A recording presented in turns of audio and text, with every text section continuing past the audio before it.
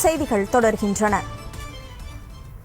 சிவகங்கை மாவட்டம் சிங்கமுனரி அருகே கார் மீது தனியார் பள்ளி வாகனம் மோதியதில் 7 மாணவ மாணவிகள் காயமடைந்தனர்.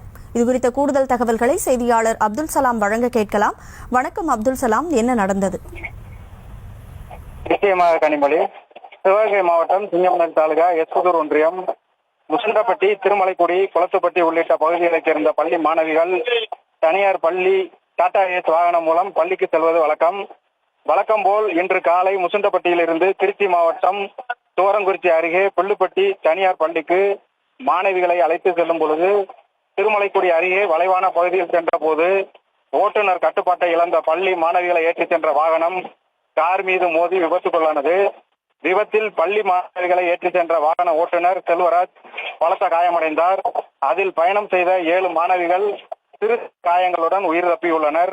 விபத்து அதிர்ச்சி மற்றும் காயமடைந்த 7 மாணவிகள் 108 ஆம்புலன்ஸ் வாகனம் மூலம் எஸ்புதூர் அரசு ஆரம்ப சுகாதார நிலையத்திற்கு முதலுதவி சிகிச்சைக்காக அனுப்பி வைக்கப்பட்டு புள்ளிவட்டி போலீசார் விசாரித்து வருகின்றனர். கனிமொழி,